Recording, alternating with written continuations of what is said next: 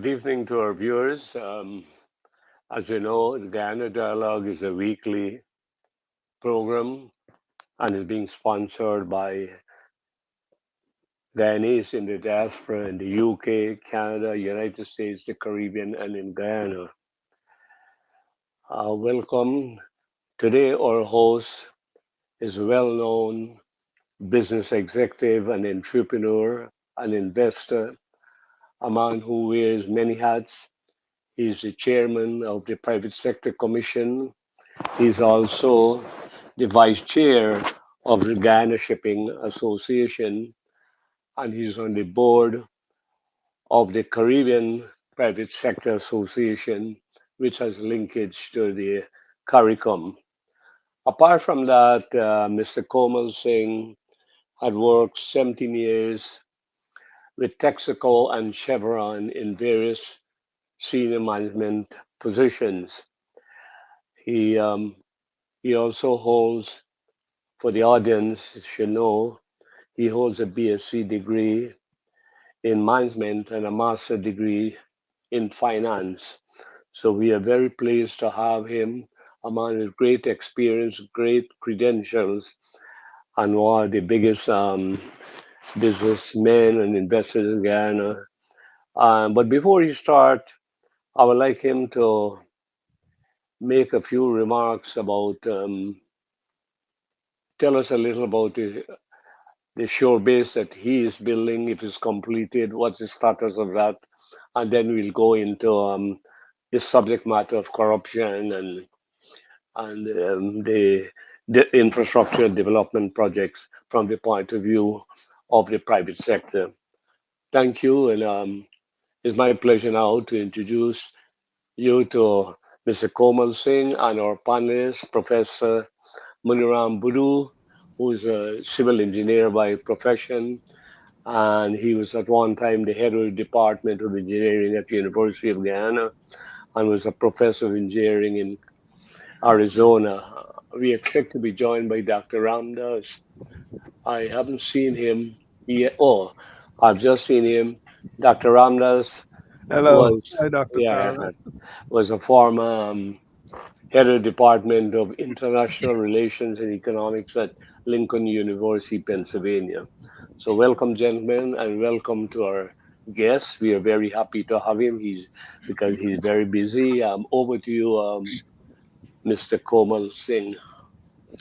Thank you very much, Dr. Tara.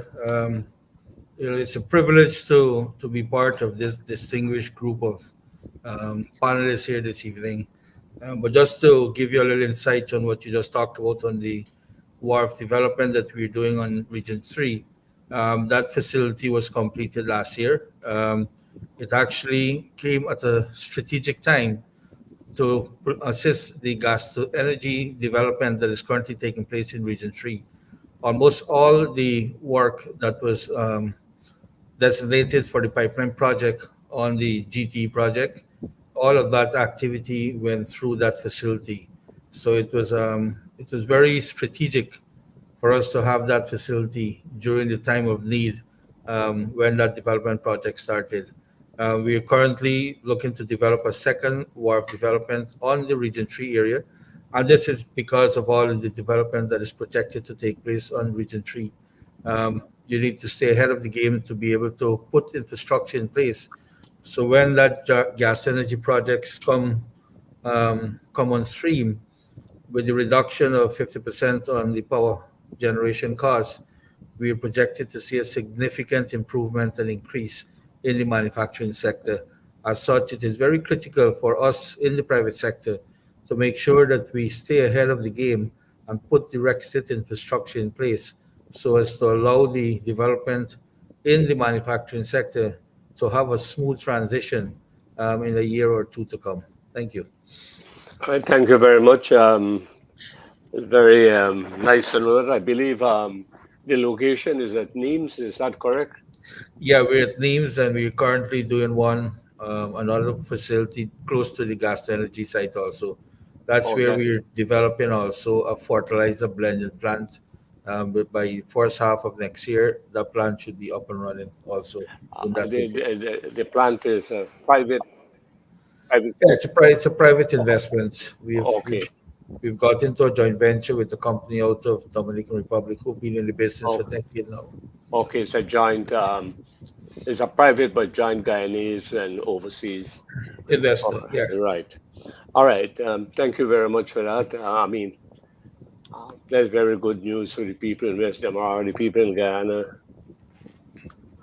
as well. Now, over the past couple of weeks, there have been an ongoing debate, a national conversation on corruption and the impact on development.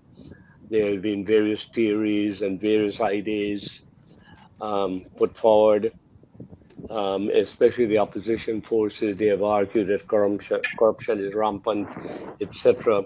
But one of the great difficulties is to get evidence to prove that, because in corruption, both parties benefit. So that's one of the technical issues. It's very hard to unravel. And we do know corruption exists. The question is at what level and what measures can we take to mitigate uh, corruption. Now, you have vast experience. You have worked 17 years with Texaco and Chevron in various capacities. You also worked 30 years in the construction industry, building a lot of stuff, and you have done many contracts. So you have gone through the process, and probably you can tell us from your point of view, from the private sector point of view, if there are any pitfalls, what could be improved, what are your observations? Thank you, Doc. Corruption, I mean, like you said, there's been a very topical issue in the space of recent as it relates to corruption in the procurement process. Something that I personally, does not agree with. The Procurement Act that came into existence in 2023 was enacted by Parliament to regulate the procurement process for goods and services in Guyana. Prior to that, there was no proper organized procurement process. And we, as a company, we have gone through it from 1992, when there was no Procurement Act. And you see each agency having different documentation when it comes to public procurement. But this act came into effect to promote fairness and transparency in the procurement process with a view to maximize economy and efficiency in the procurement process, fostering and encouraging participation by all, regardless of nationality. And this is a key one I want to touch with later this after we got into a little bit, because promoting international trade. This is part of the Procurement Act. Imagine if today we had a Procurement Act that restricts us just to local who can participate in public procurement. Could you imagine the irony and the issue that we will be having locally in the development that is taking place? We would have had to go back now to change that act to allow foreign companies to participate in development locally. It also allows us to promote competition, thus giving government best value for money spent. It also allows fair treatment for all suppliers. It promotes integrity and fairness to build public confidence in the procurement process. It also achieves transparency relating to the procurement process. But this act also allows for the formation of some agent, key body that will help to oversee the whole procurement process to allow for the fairness and the transparency that we talked about. As a result of that act, the National Procurement and Tender Administration Board came into existence, whereby all public tendering must be sent to the National Procurement and Tender Administration Board, in short, NPTAB. It also allows for a standardized bidding document. So if you go to any government agency when it comes to public tendering, you will see that the bidding document is standardized. It's not different for each agency. It cannot be any variation. If there's any variation, then they need to go back to have that change at the administrative level. Cannot be changed by any one agency. So it allows for standardization. So any contractor and suppliers now can understand the document for each agency by itself because it's a unique document. It's not one that varies. It also allows for the formation of a public procurement commission, very important commission. It also allows for the formation of a bid protest committee. It also allows contractors and suppliers who felt aggrieved. They can now file complaints to the procuring entity. So, for example, if Central Housing and Planning had a tender out and the contractor feel as though they were not treated properly, they can now file a complaint directly to that entity. They can also, if they're not satisfied, go and file a complaint to the bid protest committee. They can go also and file a complaint to the Public Procurement Commission. And ultimately, they also have an opportunity to have their issues resolved in the court of law. These are some key areas that allows that procurement process and that procurement act to be a very transparent piece of document in the infrastructure and supplies of goods and services. Prior to this act, there was no proper recourse for contractor and suppliers.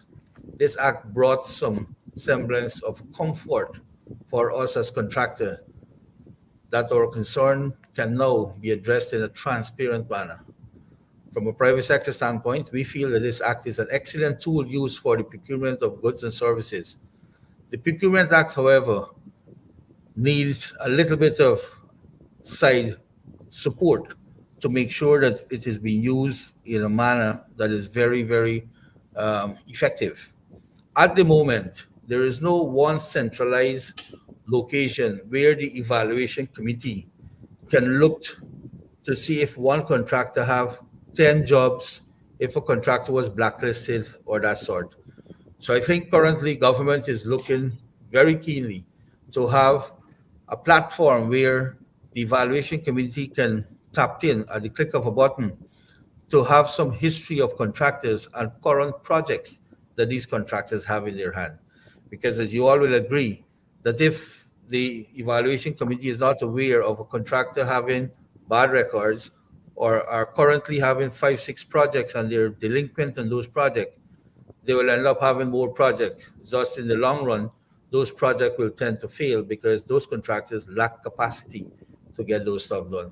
So when you looked at all of these key areas that was put into this Procurement Act, in our view, this act is currently helping our entire public procurement process to be one of very, very transparent process.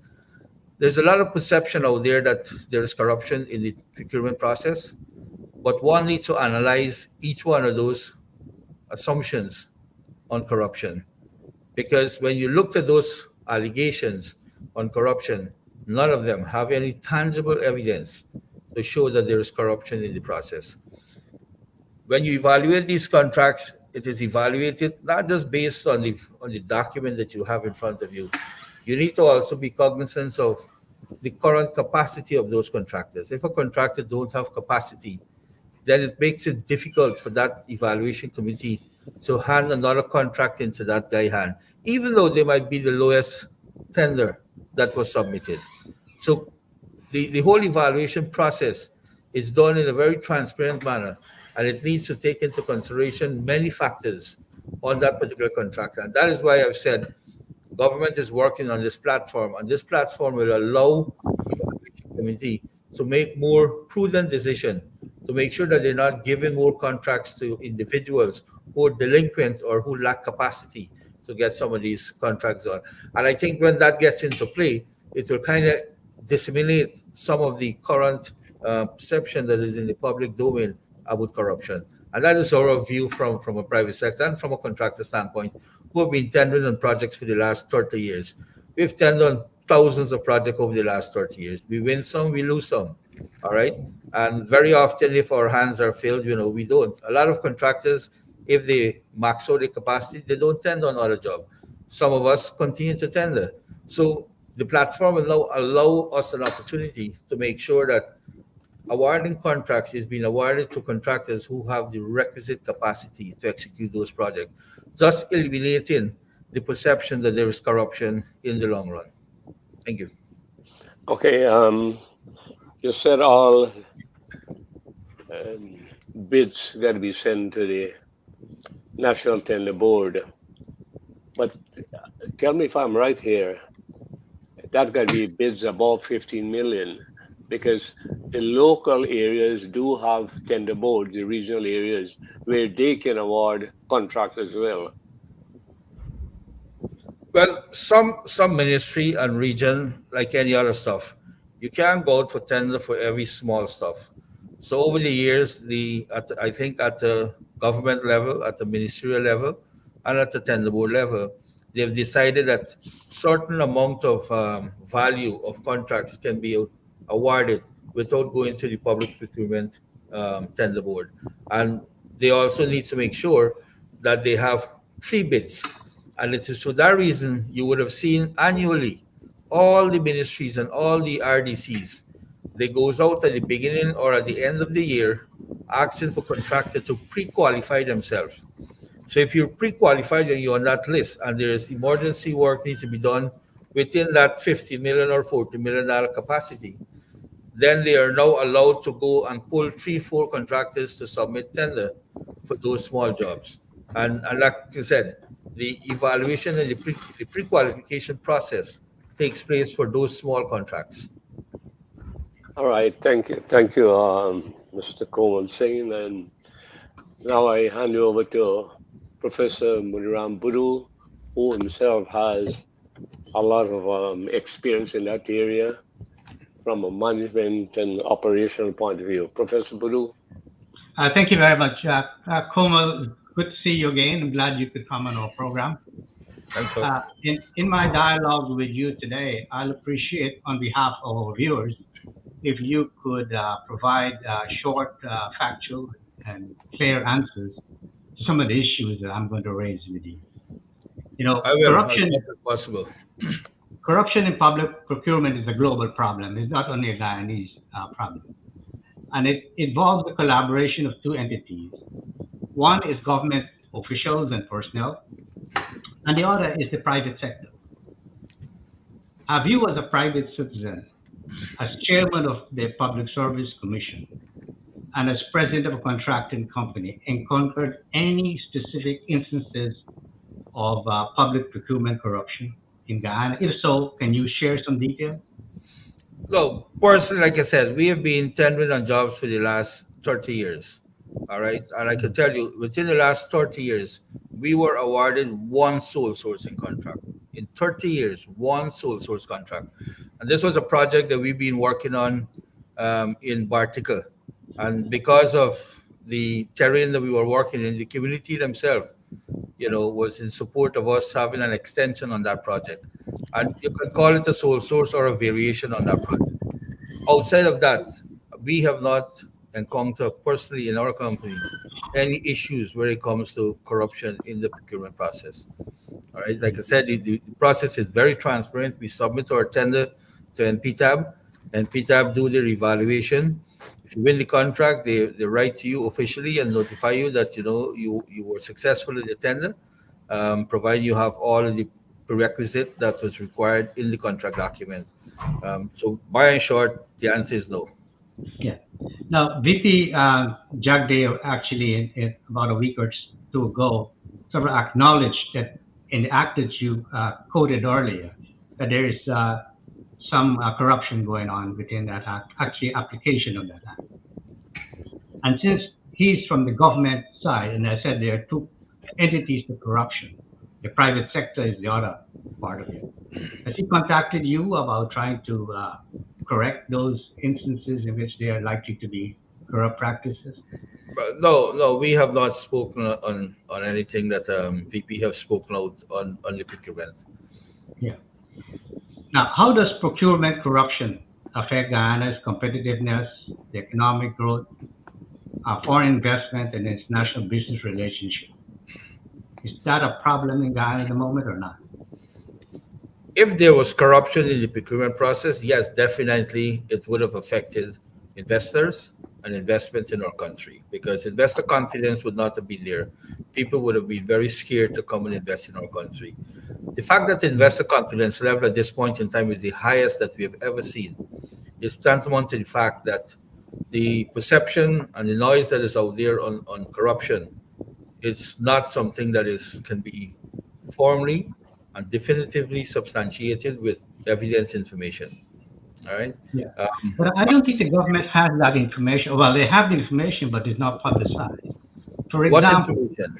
for example, how many contractors are defaulting in regards to the contract that they have and the total contract awarded for all projects? They say in road projects. You see, when we talk about contractor default, I spoke earlier on a few stuff, all right, where contractors are expected to be honest in their bidding document. The bidding document clearly asks you to show current projects and the percentage completed on those projects. The government and the procurement process expect you as a contractor to be honest with what you write in. All right. Very often, I think VP alluded to this in his press conference. Very often, they say that they don't have more jobs, and contracts are awarded to them. And 2 3 months down the line, when you go to one site, you see the same piece of equipment, and when you go to the other site, you see the same set of workers. And that is when you recognize that these contractors have not had very honest information in that document. They have not honestly said to the procurement agency that we have 4 contracts and we're behind on these contracts, or we currently in default in some of these contracts, but they're going ahead and award additional contract. And that is why I said in my opening remarks that government is currently working to have one platform where they can click and find all the information on a contractor. That will help government to make sure that when they award contracts to contractors who have the competence and the capacity to get the work done within the prescribed time.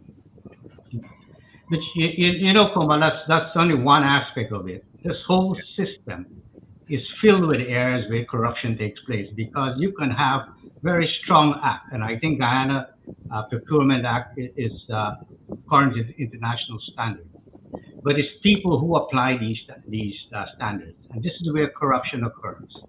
You see, in pre-qualification of contractors, for example, right? One of the employees through the process could actually say, bypass that contractor, or is not qualified, and that contractor gets resisted.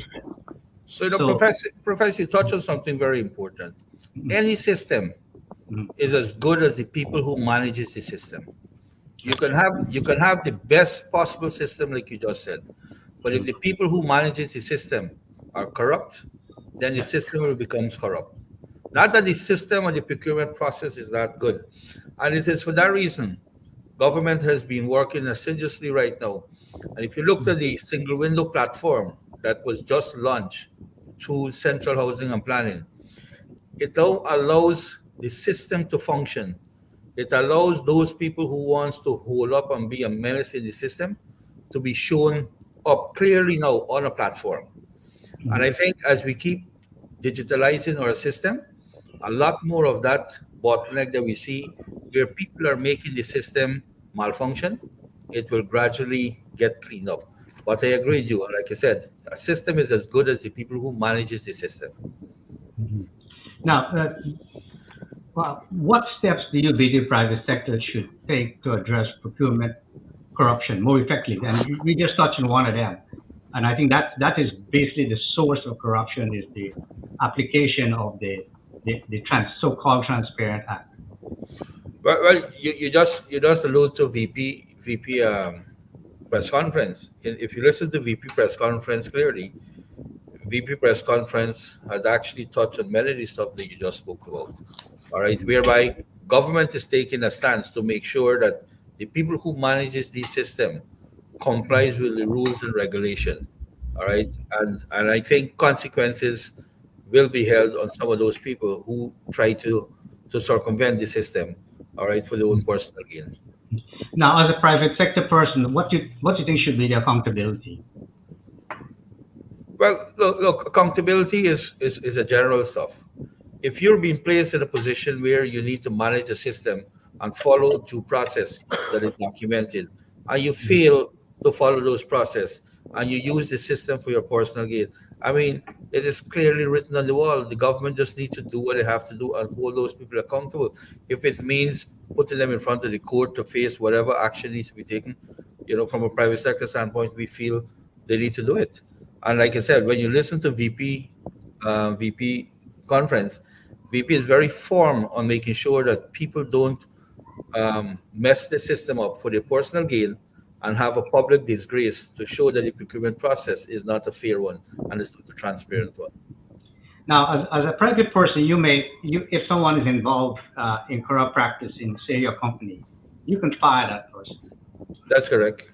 Right. In government, you think that's easy to do? There's always a process to do something. I mean, if in government, if somebody is found to be corrupt, I'm sure the government system have a process they need to follow before they can fire that individual. All right. In our case, we follow the labor law. All right, whereby if we fire somebody, there are certain criteria we need to follow before we send that person off in terms of remuneration. All Mm. right, and it's clearly written in the labor law how you can fire someone. Mm. Yeah. All right. Let me just, I think for people working in the procurement system in the public sector, they're protected under civil service law, under rules, and also collective bargaining with the trade unions. So it's more difficult to find somebody in the public sector. The private sector is much easier, although they follow labor laws. But in the public sector, it's very difficult. Once you get, once you're entrenched there, it's very hard for you to be fired unless you commit and they found evidence you commit a criminal offense. Um, so they, as I said, it's very, very hard to fire somebody in the public sector.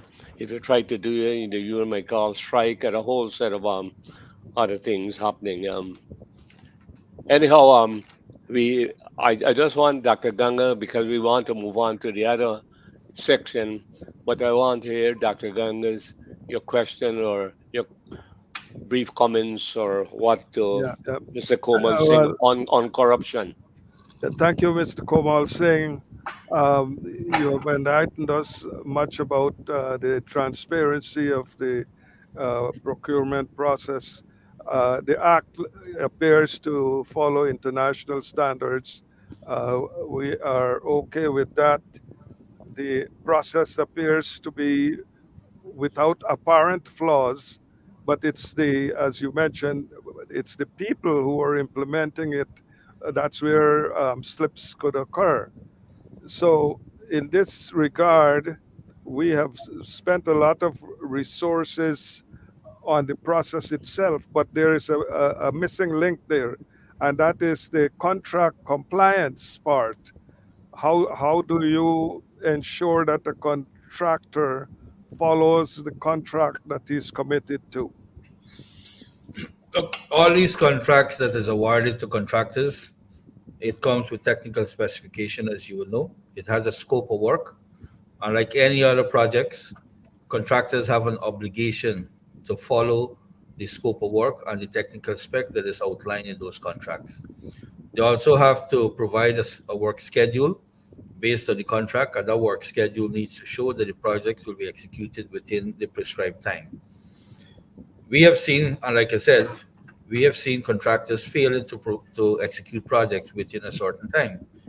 But some of those failure to execute within a time may cause may came about from a lot of different issues. Some will be because they were not honest with themselves when they tender on a job, that they had 10 other jobs pending that they were already behind time to get it done. And now that is showing up because they're under pressure. It can also be because of access to construction material, which is a huge problem right now in our country. All right, we're importing a lot of construction material just to satisfy our local need. Um, so when you look at some of those key areas, you will find contractors defaulting. However, if a contractor's default, there is a clause in that contract that is very clear on what are the steps that government or the procuring agency can take to discipline the contractor, terminate the contract, or charge the contractor liquidated damage. I think of recent you would have heard His Excellency made it very public that he asked every single agency to charge contractors liquidated damage if they fail to perform their contracts within the prescribed time. All right. So there are measures in place within the contract document for contractors that are in default. That seems to be a very smart idea there to put penalties, but we need a workforce that would provide follow-ups and feedbacks that could be entered into this central platform that you talked about. So the information base, in order to do the evaluations, should be upgraded, or we should spend money on that so that we have accurate information, reliable information, and we do a thorough evaluation.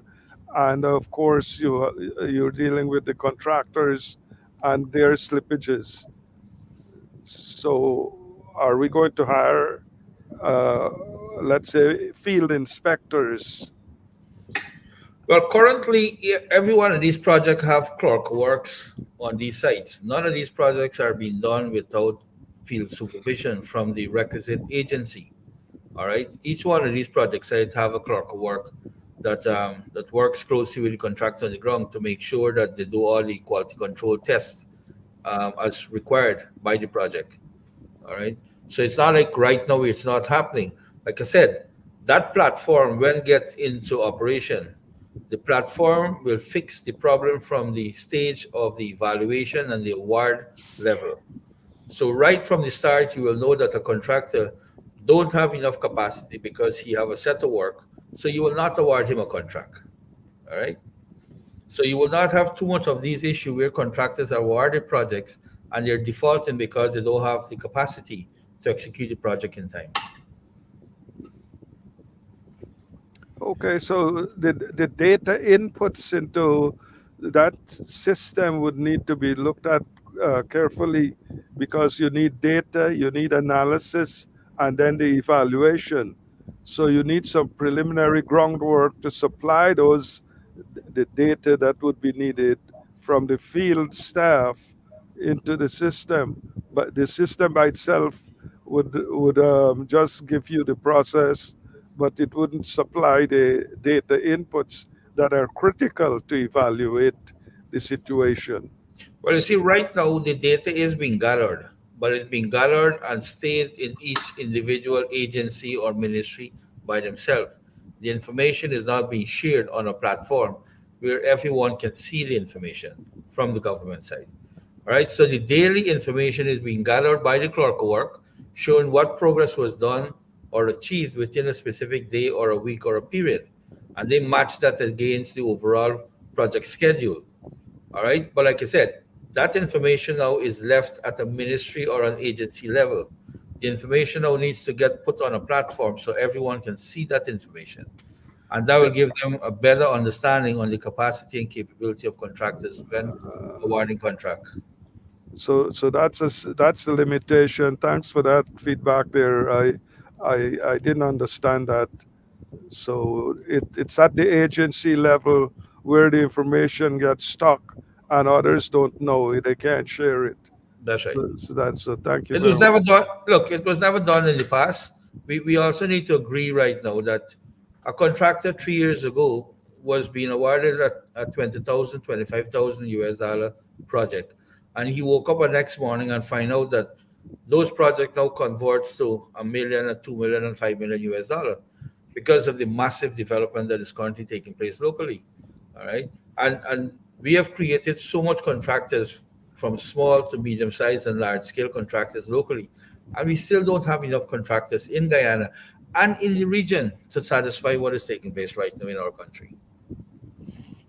All right, Mr. Komal Singh, that's good. We want to move over to the other section, but you said in the case of corruption, evidence is hard to come by, but I recall the VP saying that they are planning some sting operations.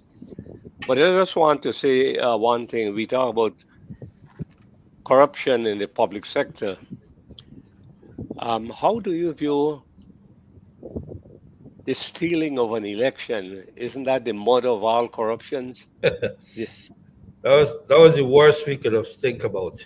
All right, where a political party would want to hijack an election, in broad daylight, in clear sight of the entire international community.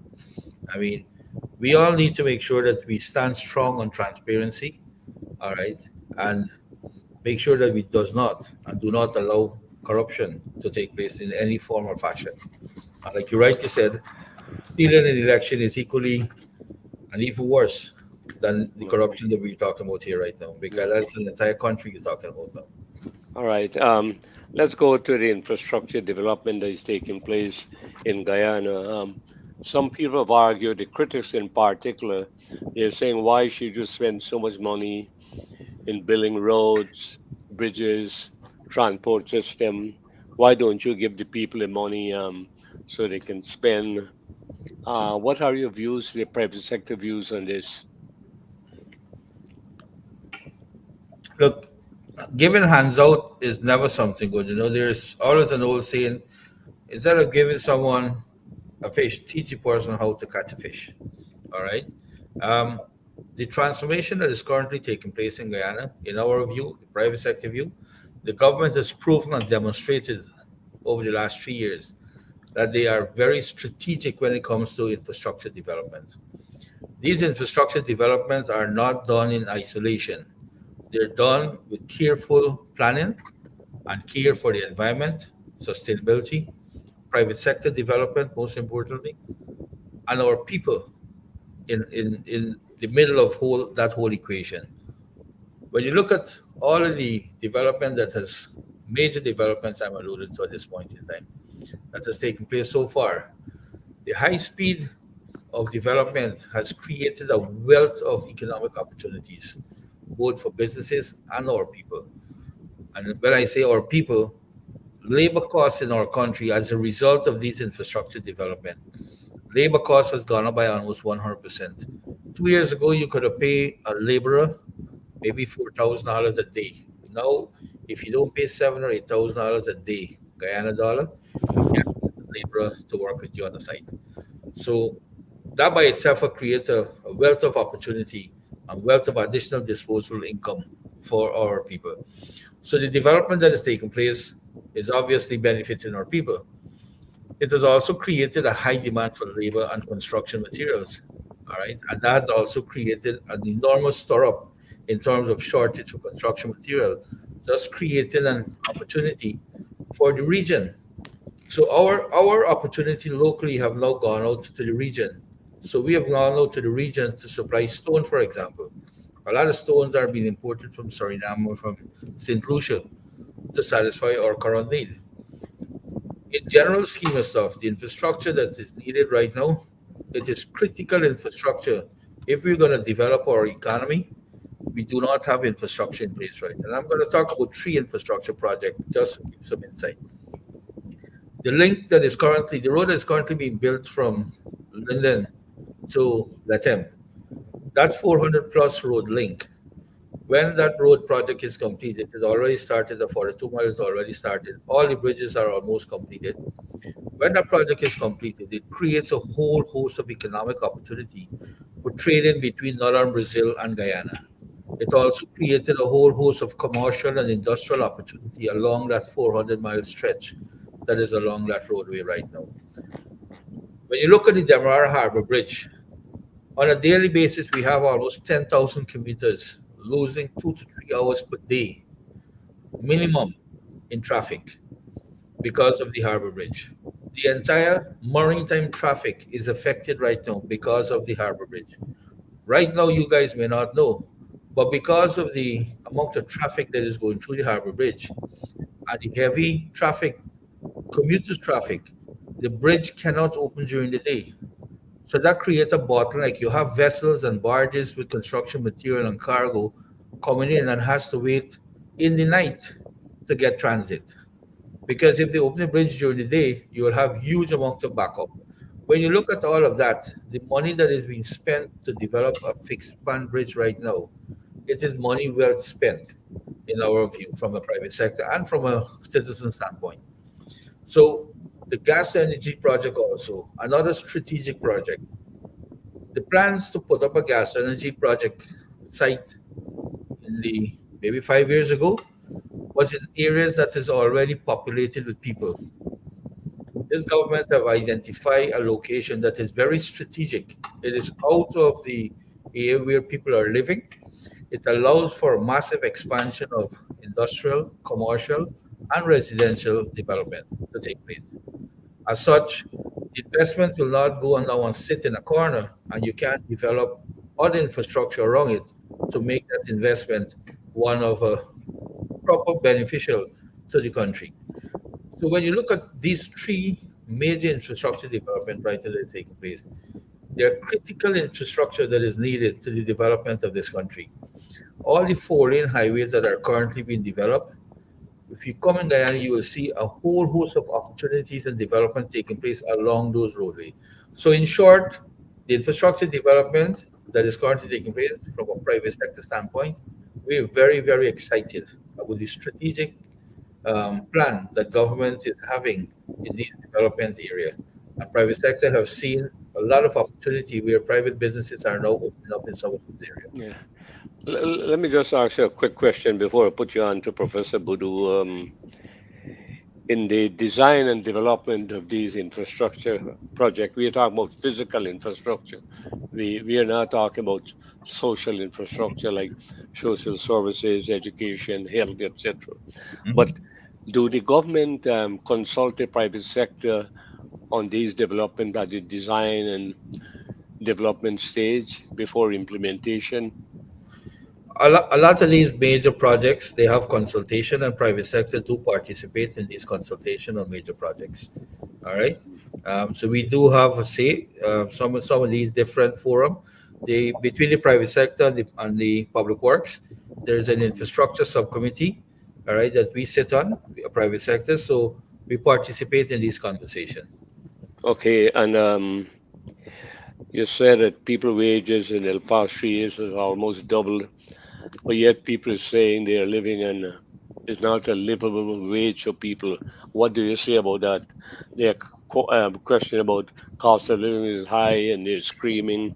And you might have seen several articles in the newspaper talking Look, about cost of living. cost Go of ahead. living, cost of living, while cost of living have increased, the disposable income for our people have increased higher than the cost of living.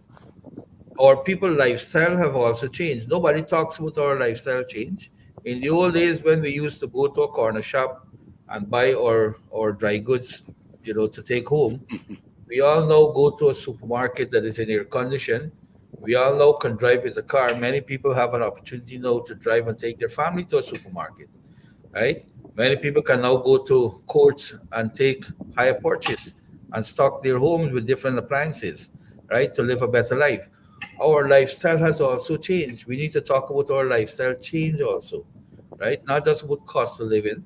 If we go back to the old lifestyle that we had 5, 10 years ago, we will find that we have a lot of extra money in our pockets, right? In my view, right now, in our company right now, I can employ close to 50 to 100 people right away. And there are many, many companies like ourselves who can employ the same amount of workers. All right. We have a big shortage of workers in our country.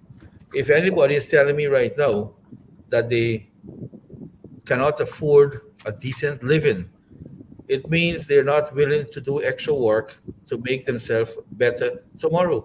Those same people, if you move them overnight and take them to New York or any one of those countries outside of Guyana in North America, they will work two, three jobs to make themselves comfortable. Guyana now has an opportunity where every individual no longer needs to work one job. They can work one big permanent job, and they have opportunity now to go and work additional work in the afternoon to make themselves better. So the opportunity are there. Is the willingness of our people, if they want to change their lifestyle, it is up to them right now. The opportunity is there for every single guy needs to change their lifestyle and live a better life. All right, thank you. Professor Buru, over to you. I want to just go back to this procurement corruption. You know, How important do you think is ethical leadership in combating procurement corruption? And what role do you think the private sector can play? The private sector have a limited role when it comes to procurement. Remember, procurement is a strictly government stuff. However, the private sector can call on membership also to make sure that they comply with ethical business practices within their business and don't get involved in corruption. All right. And we continuously make those calls to our membership when it comes to transparency, accountability, all right, and ethical business practices. We all need to take pride in our business. And if we do that at a business level also, we can avoid corruption. It's like when you're driving down the road, we all blame, police, that police take bribe, but we contribute to it sometimes. We fail to go and buy a proper license. We fail to go and buy a proper fitness. And when the police stop on the road, people encourage, the confusion. All right, instead of following the rules and the laws pertaining to driving on the road. It is the same thing from a private sector standpoint. We are of the view when it comes to procurement, the people who manages the procurement system needs to be held accountable if they fail to execute the mandates of the Procurement Act. Simple. And we have seen government taking some very firm position of recent to hold people accountable where that is concerned. Now, Komal, in these parts of the world, a contractor has to be certified. They go through training. They get training in code of conduct and leadership, and ethical leadership. Do you think that Guyana should be engaged in that kind of thing, and the private sector should play a very important role in making sure that members of the contracting community, at least, be well educated in this area? I agree with you, and that is why we need to start making sure that we have, from an engineering standpoint, also make sure that our engineers are certified, all right, properly. They're project engineers within the system, and at the same time, like you rightly said, contractors, because we're now evolving as a nation and moving to meet international standard. At some point in time, we will need to have proper system in place to evaluate contractors to make sure that they have the proper license and stuff like that. Because you've seen also people complaining that you have contractors building their home and the home falling apart, right? So at some point in time, and I think the time is right now, we need to start having a conversation to make sure contractors are properly licensed and have the competent people to help manage those business that they're having. Now, Dr. Tara Singh asks you about spending all money, give it out to people, or building infrastructure that this government is engaged in. What do you think those people will do if they're given the money? We'll end up with a lazy society. All right? We'll end up with a society 20, 30 years from now when the oil and gas industry have dried up and it's gone out of Guyana. We don't have anything to survive on, like we have seen many countries around the world. We are very happy that governments have taken a position not to give out cash to people in lieu of infrastructure development and sustainable development that's going to help us to survive way beyond oil and gas 20, 30 years from now. We need to take that money and build infrastructure and build other system that will allow us an opportunity to have sustainable growth and development when oil and gas is not here 20, 30 years from now. We're not of the view and support to give out any cash to people in lieu of development. Now, you mentioned about the infrastructure plan of this government, and some of the plans they're executing, but much of that was done in the PPP manifesto, and they're trying to make sure that they satisfy their manifesto promise, and they add additional things to it. Now, do you think that there should be a national developmental policy, especially in the area of transportation? Look, while those development projects, some of them, not all of them, was written into the manifesto, we must commend them also to have a very strategic manifesto for the development of this country. All right. Those initiatives that was listed in the manifesto that they're now trying to execute, it was very strategic, and it actually allowing our country and our people to see a lot of benefit as a result of those projects. Yes, government has also laid out a 2030 vision for Guyana, where they want to see Guyana by 2030. All right. A national development transportation program or plan. Yes, we need to do that. We've heard only recently, if you listen to President Ali yesterday at the Caribbean Investment Forum, he've shown some chart, and he have shown on each one of those charts the gaps in each one of the area, in agriculture, in infrastructure, in transportation, in IT. I I can share that for you guys. It is very detailed. So that shows that government recognize there are gaps, and government is working to make sure that they fill those gaps within the shortest possible time.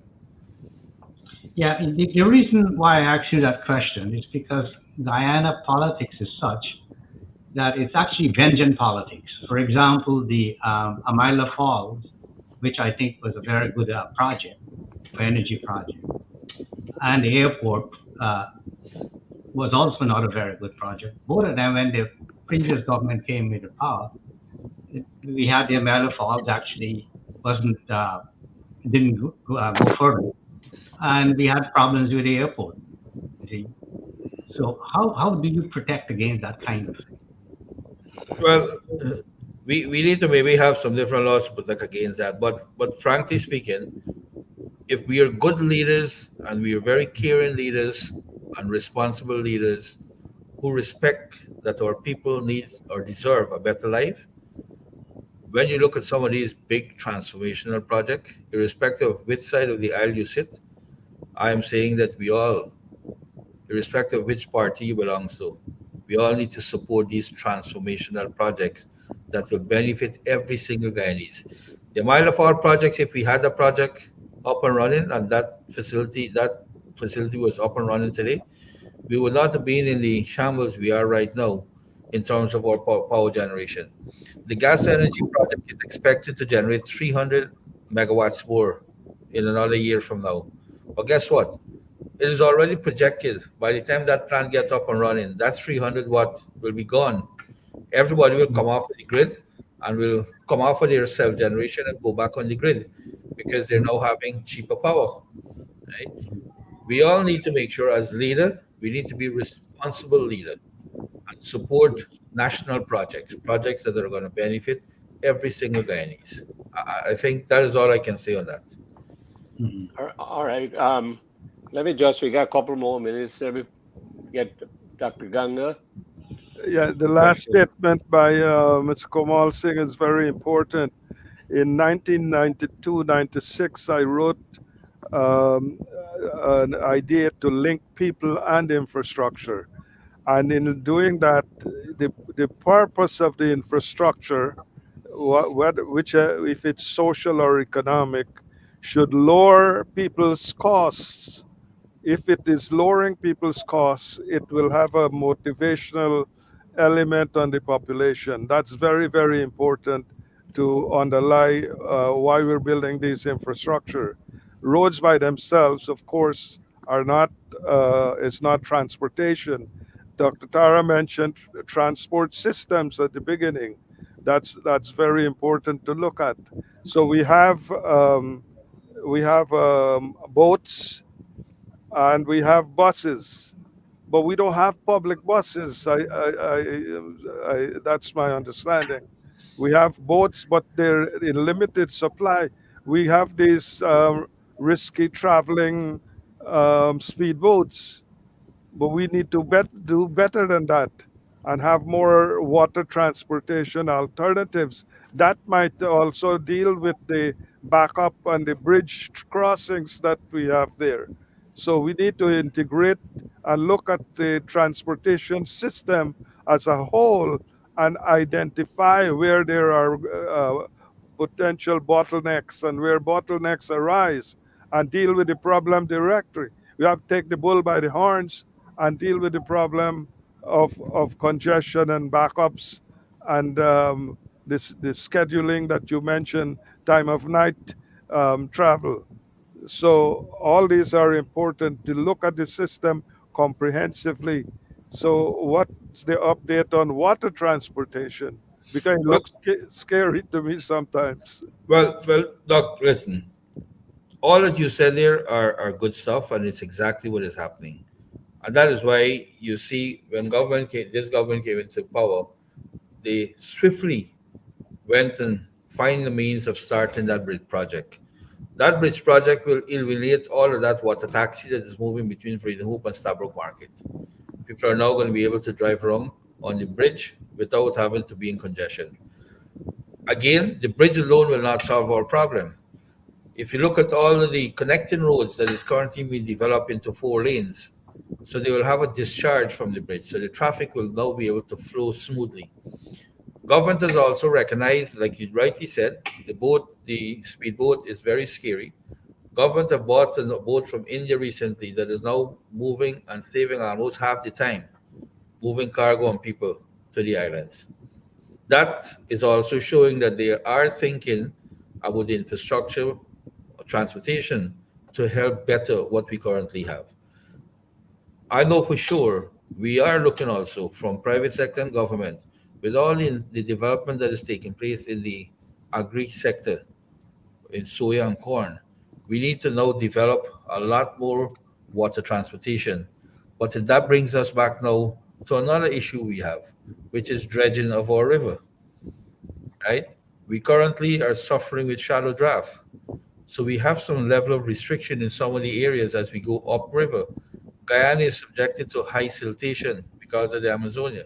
And as such, dredging is extremely expensive. So while we want to have a lot more water transportation, we're still restricted in some of the area in how much transportation and how big vessels we can put in some of the areas. But they are on the radar. The Borbis, the water port development, which is going to help all the farming that is currently taking place in soya and corn to move those products easily down to that location. So we no longer just depending on road, we're also looking at the waterways to develop those infrastructure. Follow Thank up. you. Thank you for that update. The water transport is essential to lower costs. Yep. Very, And very important. you have a follow up, Dr. Zanga? Uh, no, we just have this one boat from India. We need to get back to like Sprostons and start building boats. I have seen boat building in the waterfront in Philadelphia. I took students there, and I mean you have the template to build a boat, but the structure it appears doable. In other words, and looking at the boat from India, I think we can go back to Sproston's type of boat building, and that's where we can engage our welders and do an enhancement of our local transportation systems. It's So, amazing. It's amazing when you look at the transfer of technology that could occur in that sector. I look at some videos in Pakistan, and it's amazing what these guys are doing in this sector to tool and die new parts. That's where we will engage our population and people to develop their skills, and also go into the countryside and open mechanic shops and so forth. So that these are all part of the works, part and parcel of the system. so, Doc, I could help you there and say very positively to you that many of the stuff that you just alluded to is already happening, but obviously it's not going to happen overnight. All right.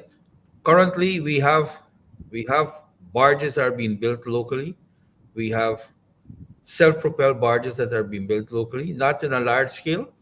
All right, but I'm currently aware of at least two shipbuilding company who are trying to work with locals right now to start building those stuff locally. And you're right, that is going to allow us to have a lot of skill set and skill development for our own people locally.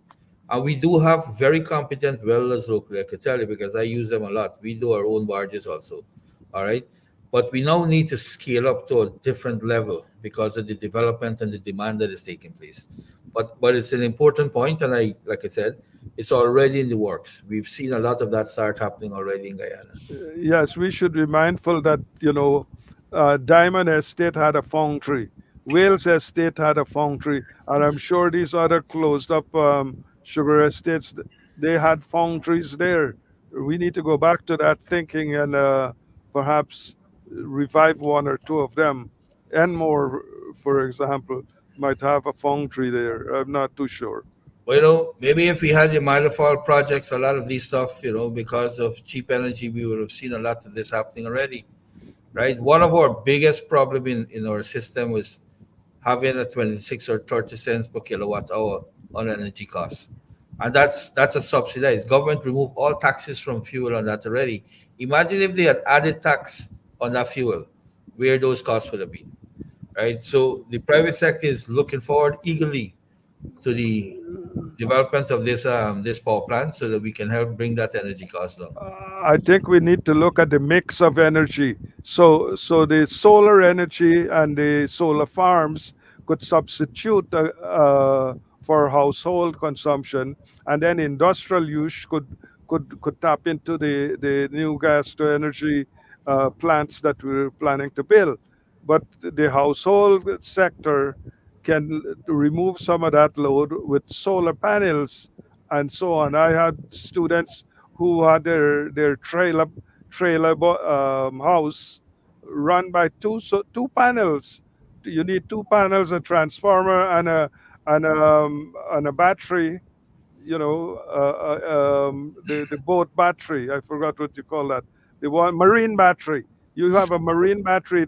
It holds quite a bit and it's stable in terms of the power. So, Doc, I'm happy to report here again that we've already started that in a very big way. Renewable energy is a big thing again. If you look at all the highways that are currently being constructed, all the lights that they have on those highways are solar lights. They're not running off the grid. Also, GPL has also now agreed to buy back, have a two-way meter. So if household now have solar panel and they have excess power during the day, they get back a credit through the system. All right. So we are moving in a way where we can now generate renewable energy in a big way from a household level now. Government has already have many places in the rural area running off of solar at this point in time. So we are heading in that direction in a big way. And I think a year from now, we'll see a lot more solar panel and solar farm around Guyana. All right, we got to bring this session to a close, but let's have a closing comment from Professor Bodu, then a closing comment from you, Dr. Ganga, and then a closing statement from our guest, Mr. Komal Singh. Professor Bodu.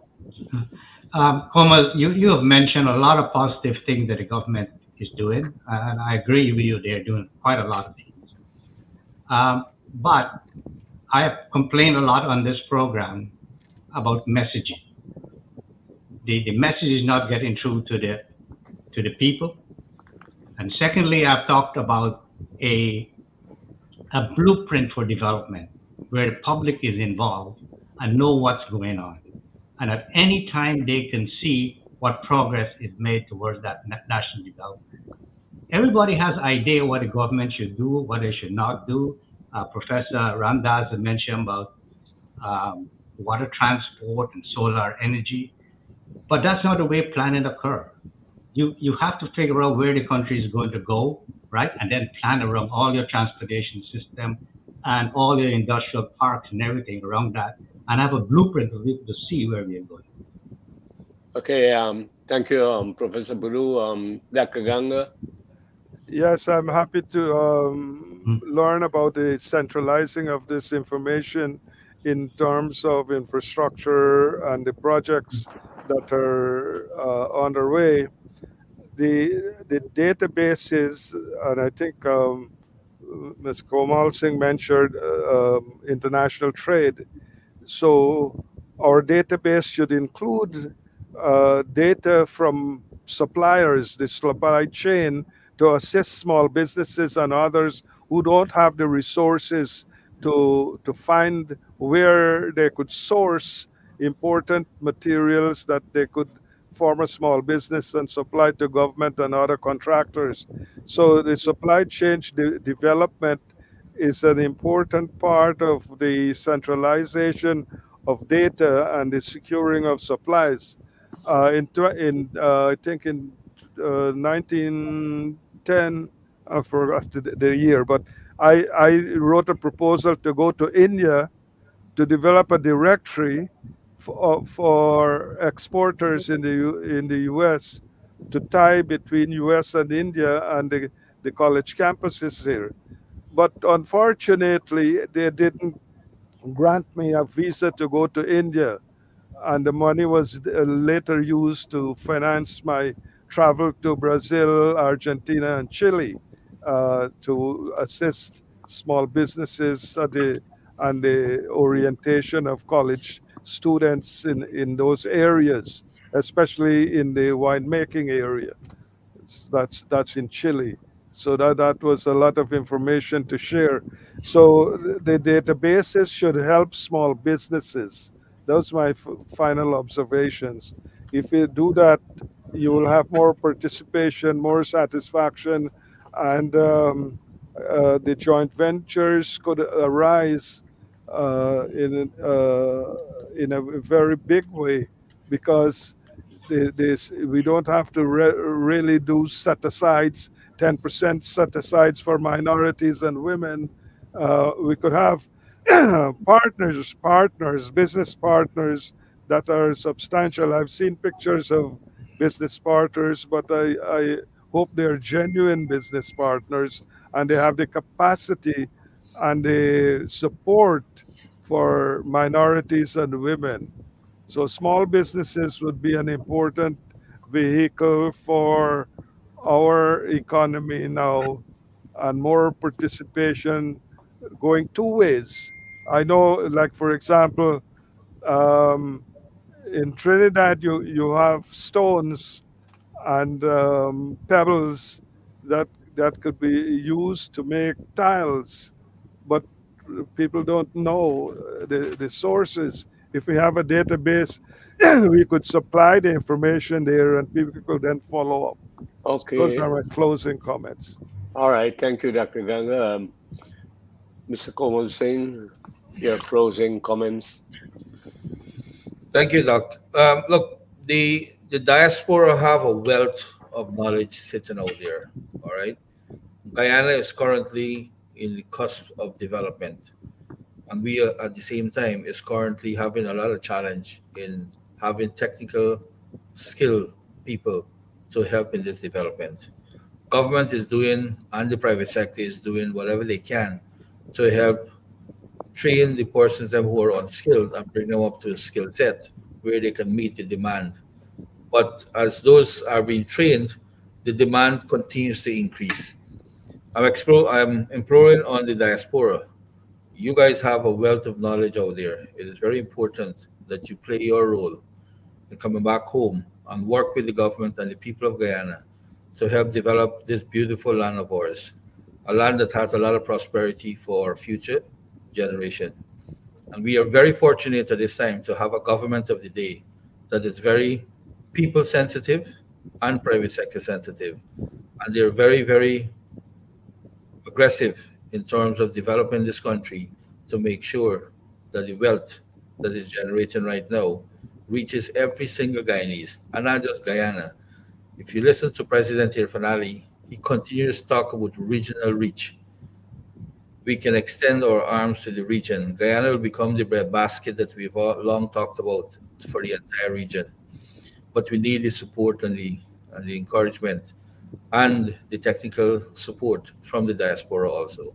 So I ask once again, the diaspora can be a little bit more aggressive in terms of working with government and the people to help develop our country.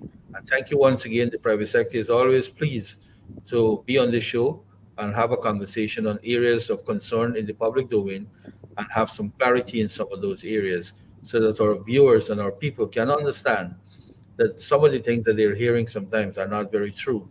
They need to get the facts and they will understand that it's a whole different dimension to some of the things that they're hearing.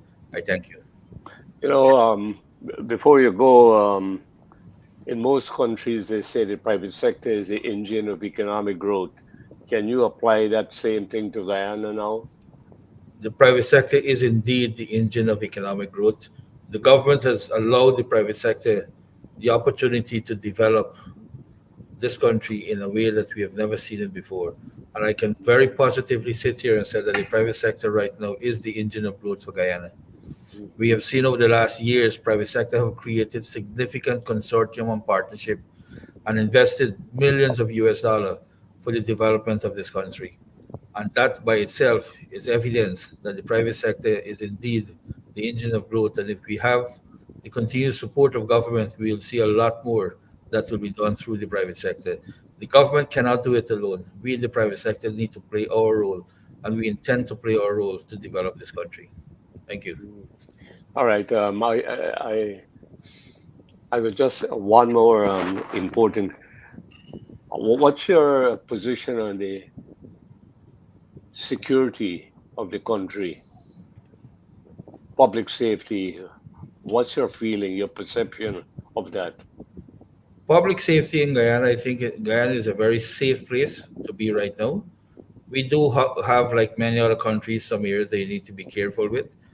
But we've also seen government taking some very concerted effort to have cameras in strategic locations around the country to make sure that if there's a crime committed, you've seen if crime is committed, the police are able now to solve those crimes within a very short possible time. And we've also seen some reduction in some of the petty crime that has been taking place. But it's a work in progress. All right. Thank you very much, Mr. Komal. Very informative and knowledgeable section. I'm sure the viewers gained a lot. And it's nice to have the business perspective on corruption. And so we hope to have you again. And I'll speak to you later. I have to speak to you later on another matter. Okay. So we'll communicate. But we want to thank you. I want to thank our panelists, Professor Muniram Budu, Dr. Ganga Ramdas, and our technical guy, Asif Ali. Our regular host, Shamiza, is not here today. So thank you. Enjoy the rest of the evening and keep up your great work. For one, I'm very proud of the work you're doing because I know your dad and your family, them in Canal, and so it's Thank you. very nice that you have come a long way and you're inspiration to people in my village in particular. All right. Thank Thank you. you. It's always a pleasure to be among these distinguished gentlemen. Thank you. All right. Thank you, Komal. Thank Thank you. you very much. Bye bye. Thank you. Bye bye, guys. Uh, All right. Good. Bye bye.